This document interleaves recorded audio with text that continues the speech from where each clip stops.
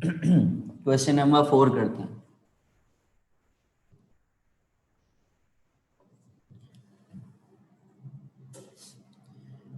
Question number 4, two interfering beam having intensities in the ratio, intensities का ratio given है, I1 upon I2 की value given है 9/4। क्या निकालना है? The maximum to minimum intensity ratio is I maximum to I minimum, ये निकालना है। क्या फॉर्मूला पढ़ा था हमने? A1 प्लस A2 और A1 माइनस A2 का होल स्क्वायर। तो पहले A1 और A2 निकालेंगे। किस तरह? हमने A1 अपॉन A2 का फॉर्मूला पढ़ा था under root I1 upon I2। तो अंडर रूट 9/4 का मतलब क्या हो गया? 3/2। यहाँ पे बस पुट कर दें, तो 3 + 2 और 3 - 2, तो आंसर इज 5 का 25 1, 25:1। आसान सा सवाल था, इसमें तो कोई प्रॉब्लम नहीं होनी चाहिए।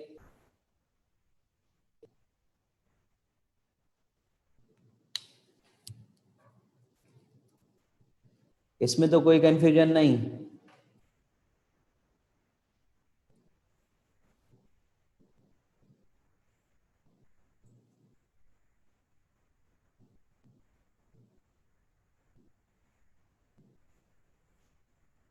जल्दी से बेटा, इसमें कोई प्रॉब्लम क्वेश्चन नंबर 4 में?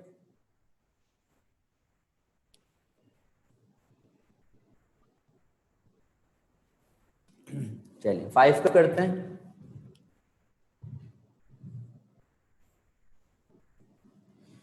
5 में क्या लिखा हुआ है? The amplitude ratio of two intensity interfering beam, amplitude का रेशियो यानी कि A1 अपॉन A2 की वैल्यू गिवन है कितनी? 5/1। ये तो बहुत आसान है, मैक्सिमम टू मिनिमम इंटेंसिटी निकालनी है। तो मैक्सिमम टू मिनिमम क्या हो जाएगा? दोनों को +6, दोनों को -4, 2 3 ज़ा 2 2 ज़ा 9/4 आंसर। ठीक है,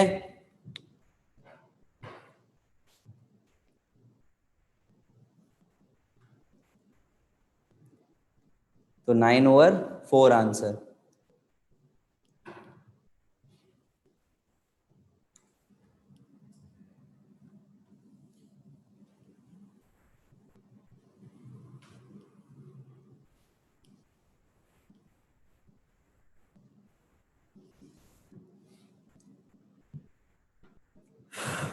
कोई प्रॉब्लम है सवाल में किसी को?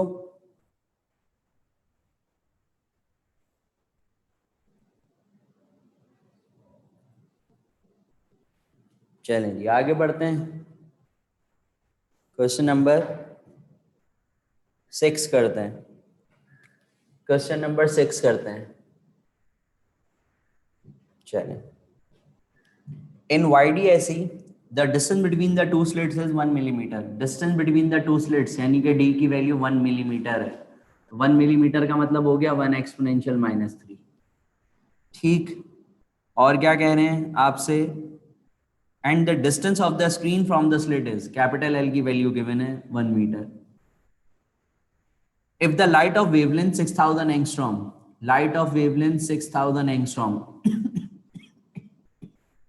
सॉरी डायरेक्ट लिख दूं, -7 मीटर, सही है ना? तो वेवलेंथ की वैल्यू हो गई एक्सपोनेंशियल -7 में। ठीक है, और क्या गिवन है आपको? Find the distance between second dark and fourth bright. Second dark और फोर्थ ब्राइट के दरमियान का डिस्टेंस। फोर्थ ब्राइट की बात है और सेकंड डार्क की बात है। हमने दो फॉर्मूले पढ़े थे, ब्राइट के लिए अलग पढ़ा था, ब्राइट के लिए पढ़ा था ml λ/d, और डार्क के लिए हमने अलग फॉर्मूला पढ़ा था, डार्क के लिए हमने पढ़ा था m+12 l λ/d। सही है? अब और से देखिएगा क्या कर रहा हूं। ब्राइट कौन सी है? फोर्थ। तो फोर्थ ब्राइट का मतलब हो गया आपके पास m की वैल्यू 4। बाकी चीजों को मैं अभी एज इट इज रख रहा हूं। कौन सी डार्क है? Second dark. बताया था मैंने डार्क में एक वैल्यू कम लेते हैं, तो सेकंड डार्क का मतलब यहाँ वैल्यू लेंगे हम 1। बाकी वैल्यूज को मैं अभी एज इट इज रख रहा हूँ। तो 1 + 1/2 का मतलब हो गया 3/2 l λ/d। जल्दी से बताइए, यहाँ तक बात समझ में आई? जल्दी से बताइए, यहां तक बात समझ में आई? ठीक है, चलेंगे। अब हमें डिस्टेंस निकालना था कहां से कहां तक का, फोर्थ ब्राइट और सेकंड डार्क के दरमियान का। लाजमी सी बात है, फोर्थ ब्राइट ऊपर बनेगी, सेकंड डार्क नीचे बनेगी, तो फोर्थ वाले में से सेकंड वाले को माइनस करवाना है। चलें जी, माइनस करवा लेते हैं। इसमें से इसको करवा सॉरी इसमें से इसको करवाएंगे, क्योंकि फोर्थ ब्राइट ऊपर बनेगी, सेकंड डार्क नीचे बनेगी, तो ज्यादा वाले में से कम वाले को माइनस कराना है। तो 4l लैम्डा ओवर डी में से माइनस हो जाएगा 3/2 l लैम्डा ओवर डी। दोनों में कॉमन आ रहा है क्या, l lambda over D common, क्या बचेगा 4 माइनस 3/2। अब वैल्यूज को पुट करें तो कैलकुलेशन आसान हो जाएगी। लेंथ की वैल्यू हमें कितनी गिवन है 1, लैम्डा की वैल्यू गिवन है 6 एक्सपोनेंशियल माइनस 7, डी की वैल्यू गिवन है 1 एक्सपोनेंशियल माइनस 3। इसको अगर आप एलसीएम को सॉल्व करें 8 माइनस 3 दैट इज 5/2, कैलकुलेशन कर लें आपको आंसर मिल जाएगा। 6 3 जा 3 5 जा 15, 15 ऊपर एक्सपोनेंशियल माइनस 7 मिलेगा, नीचे एक्सपोनेंशियल माइनस 3 है, तो नीचे से ऊपर पावर को शिफ्ट कराएंगे, -3 ऊपर आया, क्या बचेगा 15 एक्सपोनेंशियल माइनस 4। ऐसा कोई भी ऑप्शन हमें सवाल में गिवन नहीं है, लेकिन अगर मैं इसको 1.5 लिख दूं तो एक्सपोनेंशियल -3 हो जाएगा। तो 1.5 एक्सपोनेंशियल -3 का मतलब क्या होता है 1.5 मिलीमीटर। जी, कैलकुलेशन समझ में आई या नहीं, जल्दी से बताइए।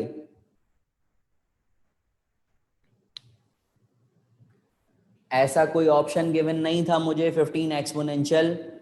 रिपीट कर दें, मैंने इनको माइनस करवाया, इन दोनों में से मैंने कॉमन लिया एल लैम्डा ओवर डी, ये बचा 4 माइनस 3/2। मैंने इनकी वैल्यूज को पुट करा है 1 6 1, ये हो गया एलसीएम लेने के बाद 5/2। 2 से 6 को कैंसिल करा 3 हो गया, तो क्या 3 5 15 नहीं होता, तो 15 एक्सपोनेंशियल -7 ऊपर मिला। सही है, सही जी, बड़े वाले में से छोटे वाले को माइनस कराया है, तो ऊपर 15 एक्सपोनेंशियल -7 मिला, नीचे मिला 1 एक्सपोनेंशियल -3, -3 ऊपर जाएगा +3, तो -7 +3 -4। तो ऐसा कोई भी ऑप्शन गिवन नहीं है, तो हमें इसको मिलीमीटर में कन्वर्ट करना पड़ेगा। मिली का मतलब होता है एक्सपोनेंशियल -3, तो अगर मैं पॉइंट को इधर शिफ्ट कराऊंगा तो 1.5 एक्सपोनेंशियल -3 हो जाएगा, तो -3 का मतलब होता है मिलीमीटर, तो आंसर आ गया 1.5 मिलीमीटर। अब समझ में आ गई बात, अब समझ में आ गई बात।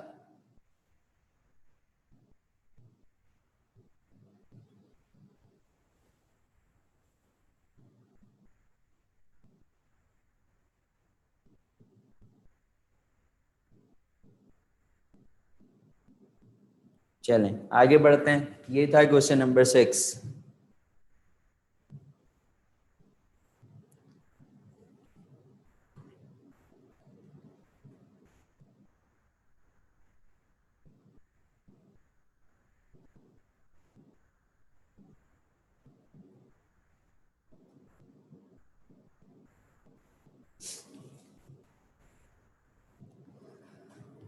सेवन,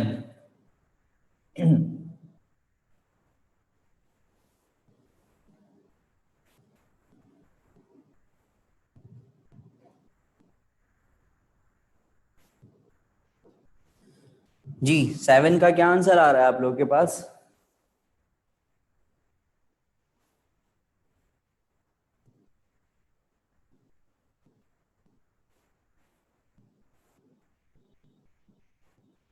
अच्छा जी, कुछ सी कह रहे हैं, कुछ डी कह रहे हैं।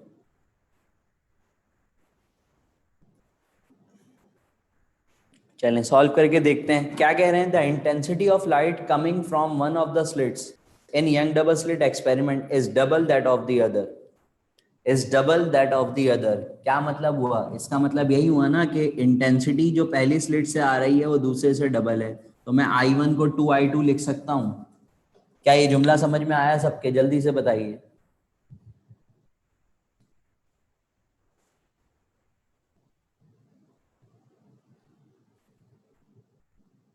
सही है, सेंटेंस पढ़ें तो आपको मेरी बात क्लियर होगी जो मैंने लिखा है।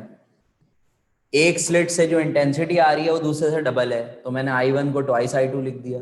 इसमें क्या मसला है? सवाल पढ़ेंगे तो समझ में आएगा ना, यहाँ पे देखने से कुछ भी समझ में नहीं आएगा। सवाल पहले पढ़ें, उसके बाद समझ में आएगी बात जो कही है।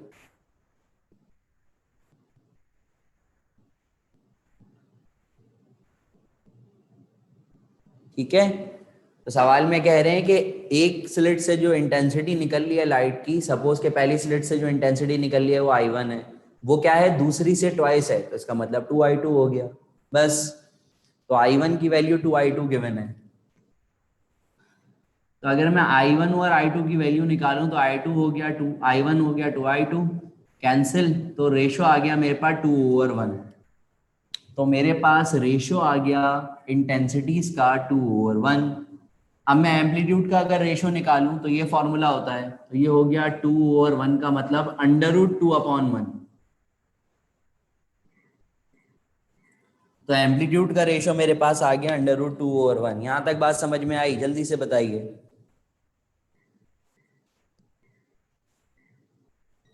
क्योंकि मैक्सिमम टू मिनिमम के लिए तो हमें एम्पलीट्यूड चाहिए ना, इसलिए हमने एम्पलीट्यूड का रेशो निकाला I1/I2। तो 2/1, 1 परफेक्ट स्क्वायर होता है, 2 परफेक्ट स्क्वायर नहीं हो तो वो रूट में रहा। नेक्स्ट स्टेप, यहाँ पे अब वैल्यूज को पुट कर रहा हूँ, गौर से देखिएगा। A1 प्लस A2, A1 की वैल्यू है √2 + 1, और नीचे क्या आ गया, √2 - 1 का होल स्क्वायर। ठीक है, अब छोटा सा एक स्टेप कर रहा हूं, समझ में आनी चाहिए बात क्या लिख रहा हूं। ठीक है, क्योंकि सब बता चुका हूं आप लोगों को, तो समझ में आनी चाहिए बात।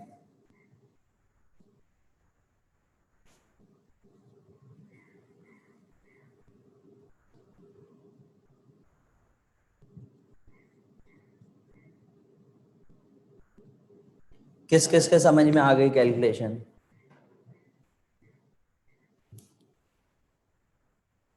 ये क्वेश्चन नंबर 7 है बेटा।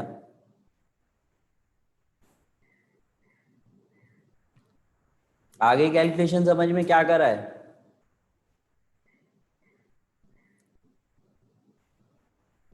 जी, √2 जो होता है वो 1.4 के बराबर होता है।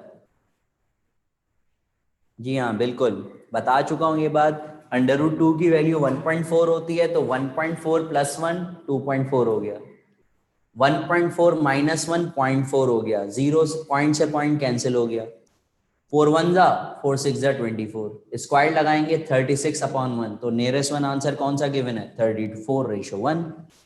क्लियर हो गया?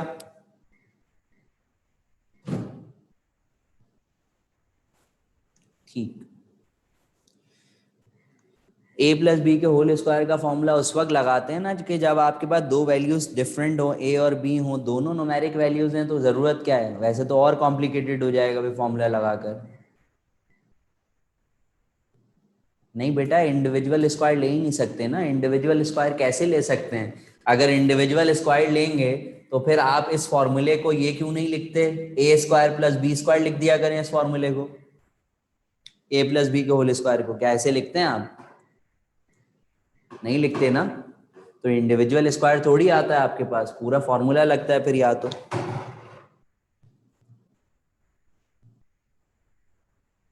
ठीक बेटा, √4 होता है 1, √2 होता है 1.4, 1.4 + 1 2.4, 1.4 - 1 1.4, पॉइंट से पॉइंट कैंसिल, ये बचा 4, ये बचा 24, 4 1 जा 4 6 जा 24, स्क्वायर लगा हुआ है 36/1। तो नियरेस्ट वन आंसर क्या आ गया? 34:1।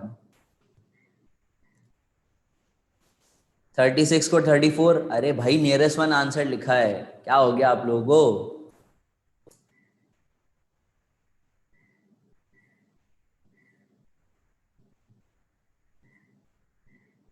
तो नियरेस्ट वन आंसर लिखा है ना।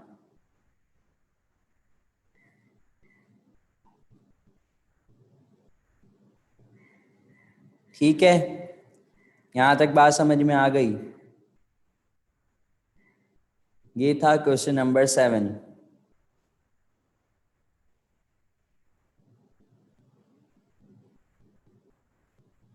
चलें जी, क्वेश्चन नंबर 8 करते हैं।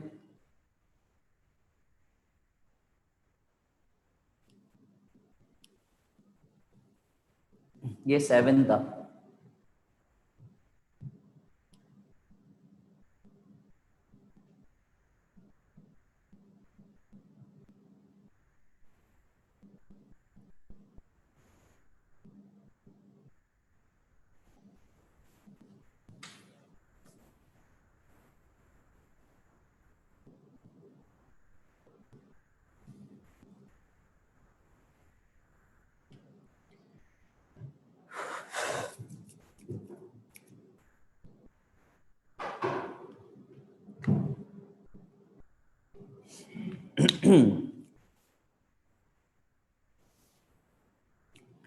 एट का डाटा बनाते हैं। क्वेश्चन नंबर 8 में हमें क्या क्या गिवन है?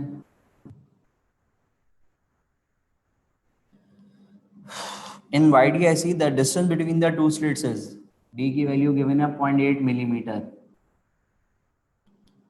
0.8 मिलीमीटर, जिसको अगर हम लिखें तो मिली हटेगा, एक्सपोनेंशियल -3 आ जाएगा। सही है ना? एक दफा और पॉइंट को इधर शिफ्ट कराएंगे तो ये 8 एक्सपोनेंशियल -4 हो जाएगा। डायरेक्ट लिख दूं? समझ में आ गया ना जी बच्चों? इतना समझ में आ गया? मिली हटेगा, एक्सपोनेंशियल -3 आएगा, एक दफा पॉइंट को और शिफ्ट कराएंगे तो वो -4 हो गया। और क्या गिवन है आपको? And the distance of the screen from the slit is 1.2 metre. ये वैल्यू गिवन है 1.2 मीटर। आगे क्या कह रहे हैं? If the fringe width is 0.75 millimetre, fringe width, fringe spacing 0.75 millimetre. तो अगर हम इसको लिखें तो मिली हटेगा, एक्सपोनेंशियल -3 आ जाएगा। तो अगर आप लिखना चाहें इसको तो दो दफ़ा अगर आप पॉइंट को शिफ्ट भी करा दें, -3, आप इसको 75 एक्सपोनेंशियल -5 भी लिख सकते हैं। ठीक है, आगे सॉल्व करें। फॉर्मूला आपको पता है, L lambda over D. Lambda निकालना है आपको।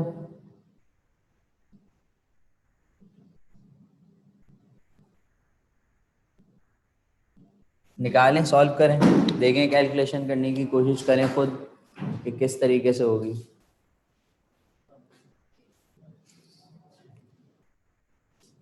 ये था हमारे पास 8। वर्कशीट में शेयर दोबारा कर दूंगा।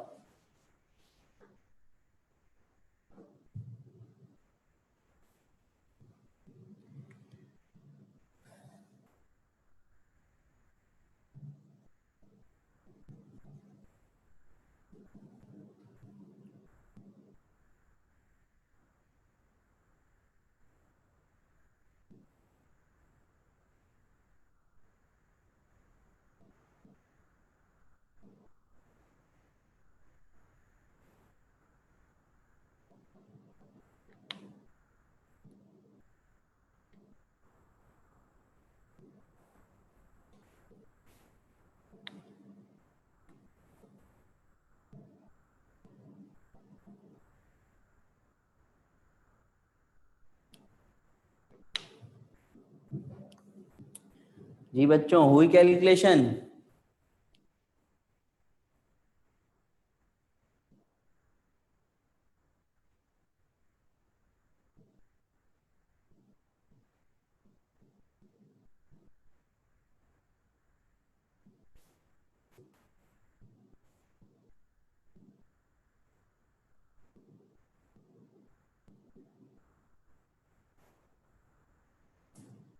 सही।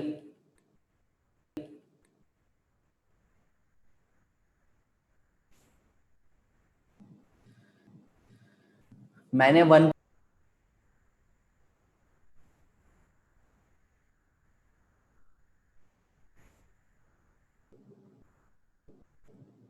जी यहाँ तक क्लियर है सबको?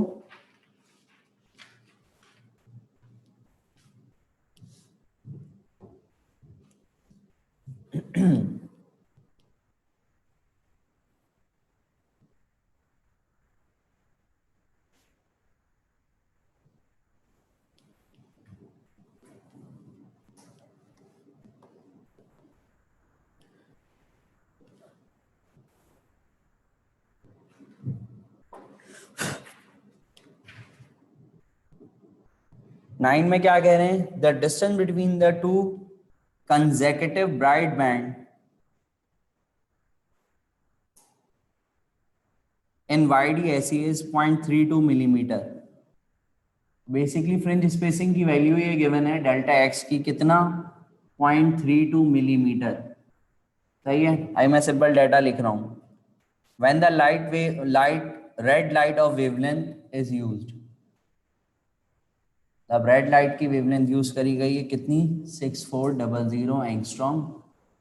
ठीक है, by how much will the distance change if the light is substituted by the blue wavelength। यानी कि अब अगर इस लाइट को ब्लू वेवलेंथ कर दिया जाए जिसकी वेवलेंथ होती है 4800 एंगस्ट्रॉम, सही है, विद द सेम सेटिंग, बाकी तमाम चीजें अगर सेम हो तो बताइए इनमें क्या रिलेशन होगा। ये फ्रिंज स्पेसिंग की वैल्यू जब दी हुई है जब रेड लाइट को यूज कर रहे हैं। बेटा ये क्वेश्चन नंबर 9 सॉल्व करवा रहा हूं मैं, क्वेश्चन नंबर 9 सॉल्व करवा रहा हूं। हमें दो लाइट दी हुई है, पहले कहा हुआ है कि जब रेड लाइट को यूज कर रहे हैं मोनोक्रोमेटिक को तो फ्रिंज स्पेसिंग की वैल्यू ये आ रही है। अब जब ब्लू लाइट को यूज कर रहे हैं तो बताइए ब्लू लाइट को यूज करने के बाद ये फ्रिंज स्पेसिंग में कितना डिफरेंस आ जाएगा अगर बाकी सारी अरेंजमेंट को सेम रखा जाए। जरा सॉल्व करिएगा। फॉर्मूला सबको पता है डेल्टा एक्स का, एल लैम्डा ओवर डी होता है, एल लैम्डा ओवर डी होता है।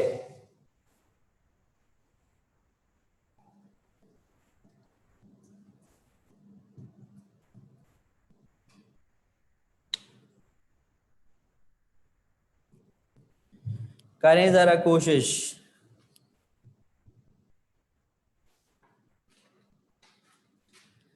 अगर आपको फॉर्मूला नहीं तो मैं लिख देता हूं, डेल्टा एक्स का formula L lambda over D होता है।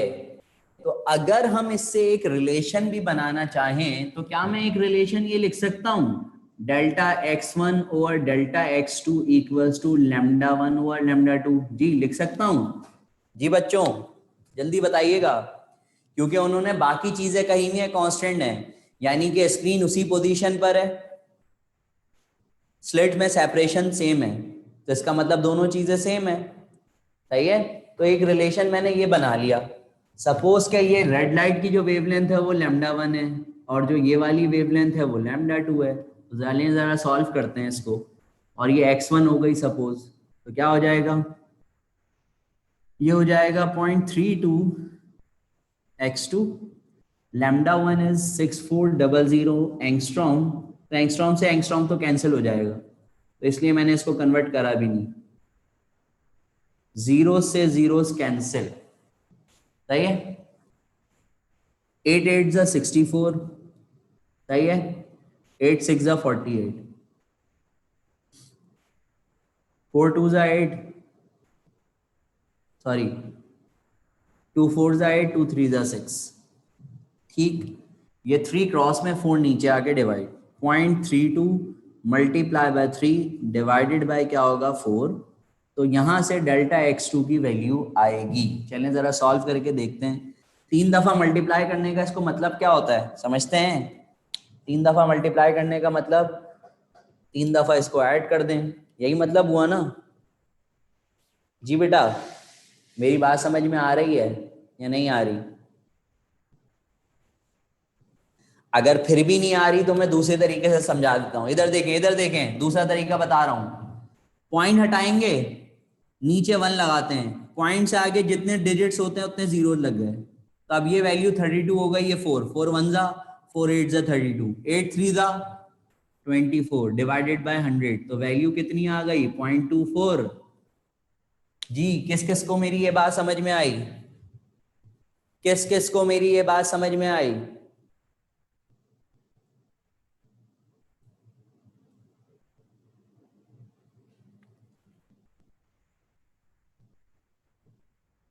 लिख तो दिया बेटा एक्सपोनेंशियल, क्या जरूरत है। मैं एंगस्ट्रॉम से एंगस्ट्रॉम कैंसिल हो गया ना, इसलिए मैंने एक्सपोनेंशियल नहीं लिखा। मैं इसको समझा रहा हूं, मैंने पॉइंट हटाया, नीचे 1 आया, पॉइंट से आगे जितने डिजिट होते हैं उतने जीरोस लग जाते हैं, मैंने लगा दिए। तो 4 1 जा 4 8 जा 32 कैंसिल, 8 3 जा 24, नीचे आ गया 100। 100 का मतलब हो गया 2 दफा पॉइंट को शिफ्ट करा दिया, तो आंसर आ गया 0.24। यहां तक बात समझ में आ गई?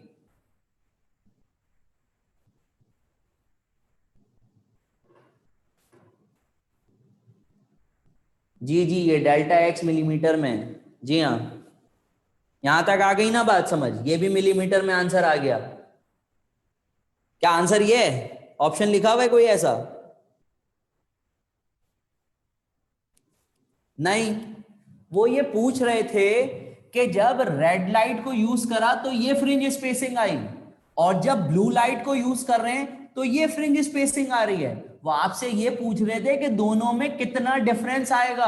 अगर आप सवाल पढ़ें तो उन्होंने यही कहा हुआ है, by how much will the distance change if the light is substituted by the light blue light?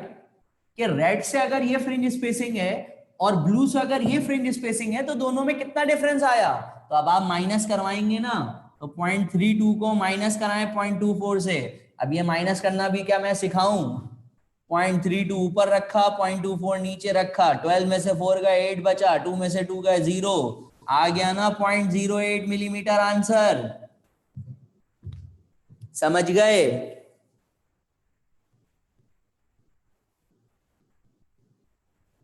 जी बच्चों,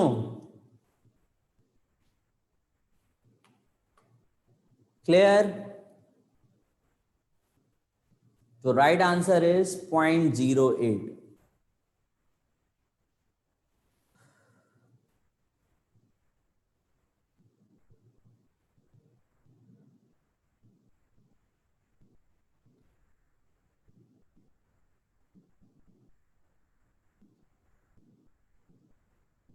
चलें जी, अब 10 आप लोग करें। कैसे 0.06 आ रहा है? पूरी कैलकुलेशन मैंने आप लोगों के सामने कर दी। जी जी, मिलीमीटर में ही लिखा है मैंने, पूरी कैलकुलेशन मैंने आप लोगों के सामने लिख दी। जब आंसर ही मिलीमीटर में है तो क्या करें कन्वर्ट करके, फायदा? सारे ऑप्शन ही मिलीमीटर में हैं, तो वैसे भी रेशियो में आपके पास कैंसिलेशन हो रही है वहां। आप कर लें मीटर में कन्वर्ट करके कर लें, कोई फर्क नहीं पड़ेगा। चलें जी, क्वेश्चन नंबर 10 अब आप लोग करें जल्दी से जरा। In YDSE, a source of light having wavelength this is replaced by a source of light wavelength. Find the change in fringe width if the screen is at the distance of.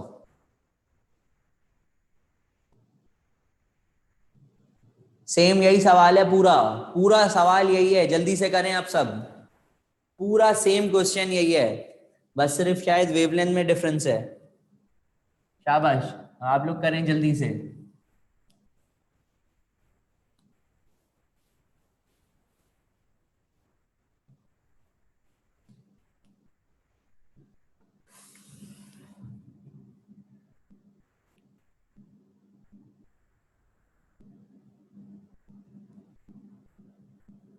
पहली wavelength given है 6500 angstrom, और दूसरी wavelength given है 5500 angstrom.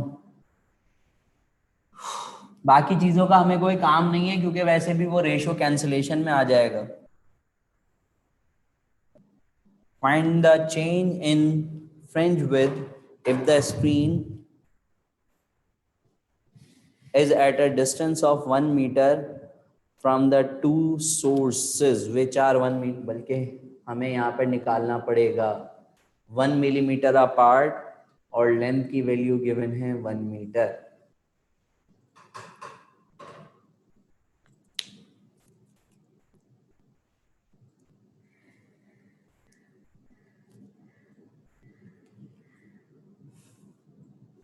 चलें जी, तो अगर हम अब इस रिलेशन को यूज करेंगे तो हमें डेल्टा x1 की वैल्यू गिवन नहीं है, तो हमें पहले अब डेल्टा x1 अलग निकालना पड़ेगा।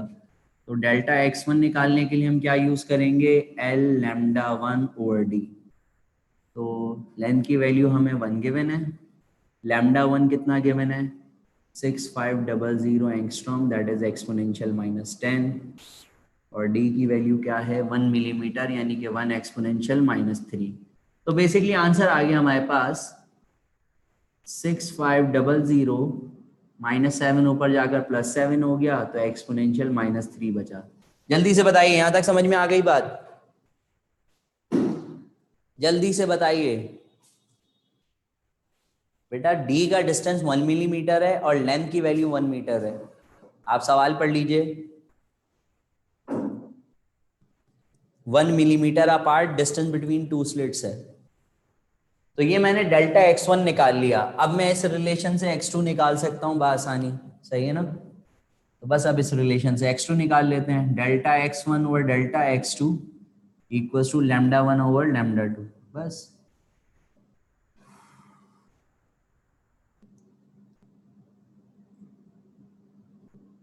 ये -3, λ1 इज 6500। एंगस्ट्रॉम नहीं लिख रहा, वो कैंसिल हो जाएगा, सही है?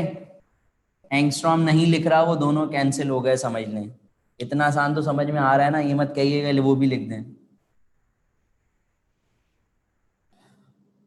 तो 6500 से 6500 कैंसिल, ये इधर चला गया, ये वैल्यू इधर आ गई। तो डेल्टा x2 बराबर हो गया 5500 एक्सपोनेंशियल -3 के। यहां तक मेरी बात सबको समझ में आई? जल्दी से बताइए किसकी वैल्यू गलत लिखी है बेटा?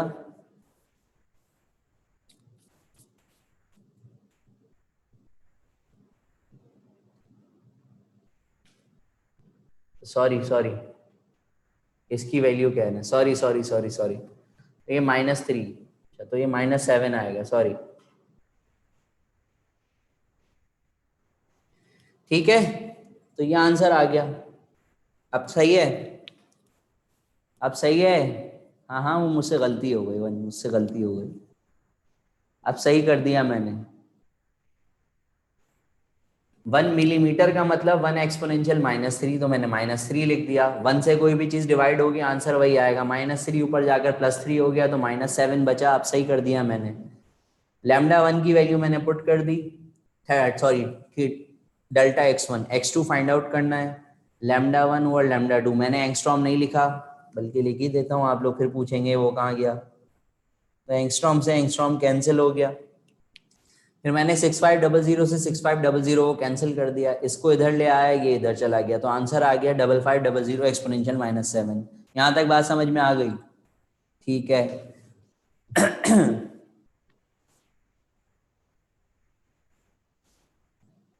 तो बस इन दोनों को माइनस करा दीजिए। 6500 एक्सपोनेंशियल -7 में से माइनस हो जाएगा क्या? 5500 एक्सपोनेंशियल -7। दोनों के एक्सपोनेंट सेम है तो माइनस हो सकती हैं वैल्यूज, बिल्कुल हो सकती हैं।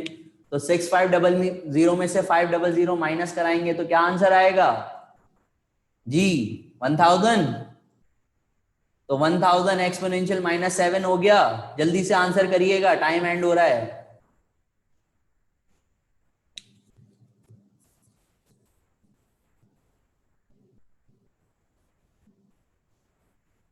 आपको जिस तरीके से कैलकुलेशन करनी है आपकी मर्जी, मैं ज्यादा आसान वाली बता रहा हूं। जब पूरी वैल्यू कैंसिल हो रही है तो मैं इसको इससे क्यों कैंसिल कराऊं?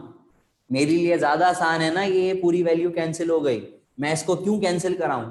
सिंपल, ये जाके मल्टीप्लाई हो गया, मेरे पास वैल्यू आ गई डायरेक्ट। मैं क्यों बिला वजह कॉम्प्लिकेटेड करूं, 0 से 0 कैंसिल करूं, फिर 5 से कैंसिल कराऊं? इतनी लंबी चौड़ी कहानियों में जाने का मतलब क्या फायदा? इसलिए तो अब इसमें से इसको माइनस करा रहे हैं, तो 6500 में से 5500 माइनस, तो 1000 आया। एक्सपोनेंट दोनों के सेम थे, तो ये तो आंसर नहीं लिखा हुआ, मैंने ऑप्शन नहीं देखे, सॉरी। ऑप्शन क्या लिखा हुआ है? मिलीमीटर्स में आंसर है, यानी कि एक्सपोनेंशियल -3 में लाना है।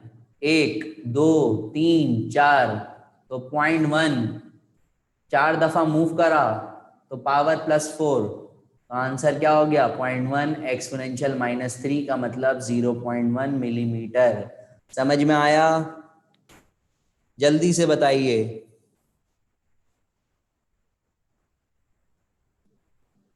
ये इतने मुश्किल आते नहीं है, मैंने सिर्फ आप लोगों के कॉन्सेप्ट बनाने के लिए इस टाइप के सवाल दिए हुए हैं, ताकि आप लोगों की थोड़ी कैलकुलेशन और अच्छी हो और थोड़े से कॉन्सेप्ट्स और बने कैलकुलेशन करते हुए।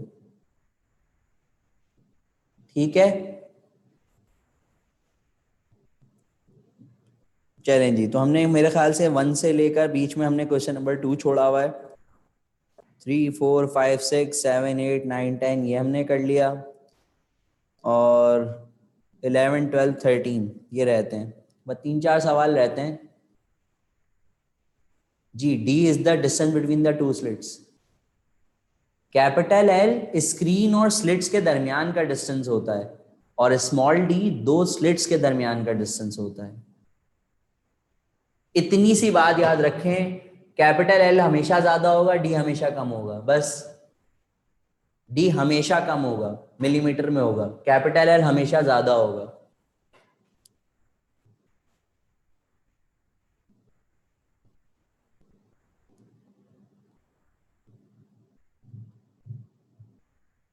हाँ हाँ बिल्कुल कर सकते हैं आप। डेल्टा x2 जो है वो नॉर्मल लॉजिक से कर लें, एल लैम्डा 2 ओवर डी उससे कर लें, उससे भी यही आंसर आएगा आपके पास, आपकी मर्जी।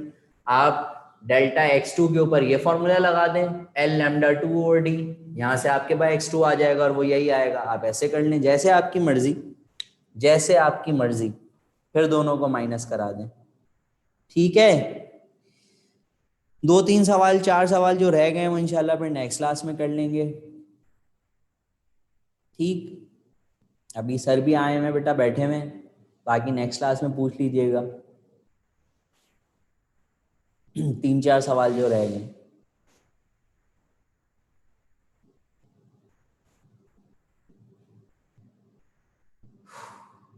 क्लियर है यहां तक बात? किसका -7 कैसे आया, कौन सा?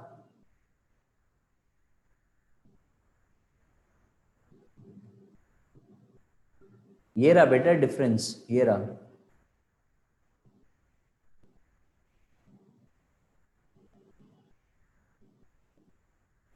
इसमें -7 कैसे आया? ये -3 ऊपर चला गया ना, +3 हो गया, तो -10 + 3 -7 हो गया।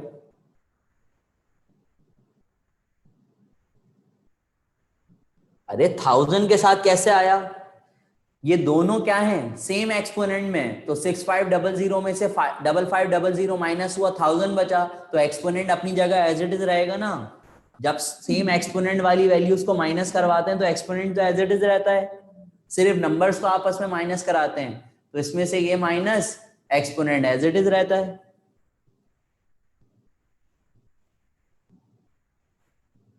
ठीक है, चलें जी। बाकी 3 4 सवाल जो रह गए वो इंशाल्लाह फिर नेक्स्ट क्लास में करके हम चैप्टर नंबर 8 स्टार्ट करेंगे फिर नेक्स्ट क्लास में। क्या मैंने चैप्टर नंबर 8 कुछ स्टार्ट कराया था? आप लोगों ने नहीं कराया होगा, बल्कि लास्ट क्लास में शायद यही चैप्टर खत्म किया था। चलें सही है, कोई बात नहीं, हम नेक्स्ट क्लास में इंशाल्लाह फिर चैप्टर नंबर 8 स्टार्ट करेंगे इसको पढ़ने के बाद। ठीक है, थैंक यू सो मच, अल्लाह हाफ़िज़।